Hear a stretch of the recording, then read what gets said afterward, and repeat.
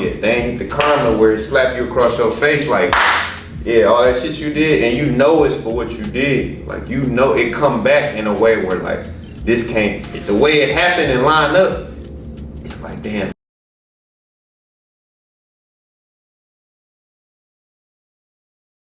I know you said you're Detroit born and raised, right? Yeah. Born and raised, tatted all on me, man. So when's like the first time you came to the rec and you came here and you came up with like that idea of starting the Gorilla Project? Really? Like the end of last year. Like before that, like it was a long journey of trying to figure it out. Like I bought my own building, I got a little farm. Like basically, my idea was, like I said, the song I just played was called Boss Forever, right? And it was basically about, my mom had a rule, like you can either go to school, like just what you was talking about, you know, with your situation, like you can either go to school or get a job. If you're gonna live in this house, it gotta be one or the other. There's nothing else in between. Yeah. But she knew I had aspirations in music and she supported me in that. But it's like, until you make money off of that, you have to make money some other way. So that's like a side thing. Yeah. But I was arguing with her that, like, within respect, because it's still your mom, but I'm trying to get her to see my point of view that at a certain point, you have to take a leap of faith and walk into what you really want to do. I'm like, Mom, look at all of these people that actually made it. Like, they, at some point, they had to, it's like that saying, there's no such thing as halfway crooks or part-time crooks. If you're gonna do something at a certain point, if you really want to invest in it, you have to do it every day. And that's hard to do if you're doing something else. Yeah. You can't, it's like having two girlfriends. You can't make two commitments and have, two things can't have first place. Not at all. Even you end up with shit. You end up with nothing. Exactly. Trying to chase two things. Exactly. You know, that's facts, bro. Like, So that's what I was just trying to explain to my mom, but her house, her rules, so I decided to leave. damn. I knew I just wanted to create that for the next generation because I knew that's where my life, that was the pivotal point. When I walked out of my mom's house, that's when my life changed forever. And I don't regret it because that was the catalyst for the Gorilla Project. But I'm simply saying to you, if I didn't, again, my cousin right now, his name Wood on the beat. He a well-known producer. He was working as an engineer and a producer in a studio, right? But he wanted to do his own thing. So he had to move back in with his mom, right? And now, after that, he bubbled, he popped. Now he making money off that full time. He had to make the sacrifice, yeah. Exactly. And I don't want to move back with my mom, but like, I gotta stack his bread and do certain things. Like, I didn't have it yeah. because of the disagreement with my mom. I should have stayed and worked it out. I should have figured out a way to make her see, because I'm sure if I would have put my mind to it, but I was just so bull. Me and my mom a lot alike. Like, I got a lot of love and respect for her. We a lot alike though. We fixed. Once I get my mind locked in, I'm like a pit bull. I ain't but yeah, that's what sometimes. I know sometimes, like, yeah, even me, like, I'll try to, like, even put my ego aside, my pride aside, and try to work things around. After a while, at first, I was like, nah, I'm stuck in my ways. I should be right.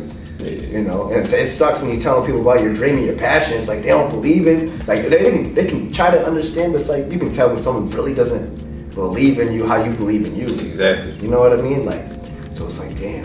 All right, so I was like, sometimes there's like those roads you gotta go along, and what you did.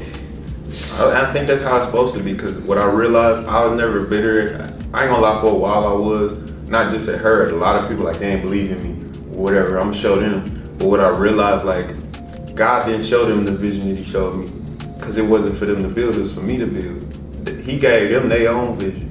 Whether they follow that or not is up to them. But what he showed me, I look at it like, what's his name? Noah, when he built the ark. God showed him a vision, right? He didn't go around trying to convince other people that this is what we should do. He just started building. That's the ultimate sign of faith. Get to work. Yeah, get to work. In the desert, this motherfucker building a boat with no rain. I got a message and I put something together. It's like, you don't know if you're right or wrong. People are like calling you crazy, but at the end of the day, when you build that boat, you know, people want to jump on it. Exactly. You know what I mean? It's like, but he had to get it done and for shit to happen. It's like, exactly. Damn.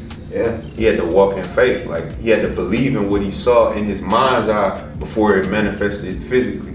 And it happened for him. Now imagine if you would have wasted time trying to convince other people or argue with other people on what God showed him, he wouldn't have been done in time. Everybody would have went down. It's like, damn. That's what's like. Yeah, it takes that one person to build it up, and you know, if they go, Yeah. shit, you That's know? the way it's meant to be, bro. Exactly. So that's how the Gorilla Project came up, because it's like, for the next generation, I'm gonna create a place because it's other kids like me, it's other people, not even just kids, it's other people like me. Like, where would their life trajectory be if they had somewhere to go, sit down, and not worry about how to pay rent or what they gonna eat tonight? Because that's how I got in the streets. I had to have a place to stay. I had to, my basic necessities. I got in survival mode.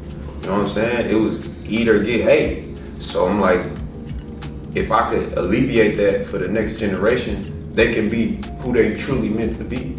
Because again, that's how Steve Jobs, he had it. That's the only difference between successful people and unsuccessful people. It's not, they don't believe in themselves, it's none of that.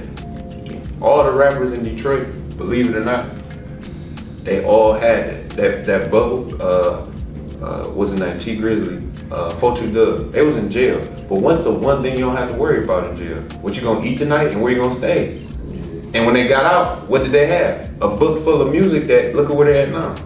So I'm like, damn, if I could create that, obviously without bars, for the next generation, that's what the Gorilla Project is. If I could create an environment that cultivates somebody to walk in their purpose, walk in their dreams, and be the best version of themselves at a young age, like, that's how we're gonna change the trajectory of our people, you know what I'm saying? Like, that's the key, because that's what other races are doing. Again, that's how Steve Jobs, what's the guy name? Jeff Bezos, the guy that ran Amazon. He was in his parents' garage. They had that, and look at where they at now. Yeah. That's the only difference between successful people and unsuccessful people. They have a rest haven to figure out, okay, what am I here to do? And then let me come up with a plan. It's just needing that time. Yeah, would you say, like, you know, being in those certain positions and those you know, some positions like worse than others, like, you think like being pushed, like, let's say, like, in a corner wise, like being, you know, with your back against the wall, would that kind of like made you, I don't know, like, you know, be either it was like a make me or break me type of thing. You could have just fell off and fucked up, and you know, you feel like some of the shit you went through is for a reason, like, you know. I know it was. I don't regret. Again, I'll point out that point of me leaving my mom's house as a pivotal point when my life changed, but it was absolutely necessary. That's the day I became boss. Like, that was the day, like, because that was the day, like, I heard somebody say something once, like, you can't help or save people from something that you haven't been through.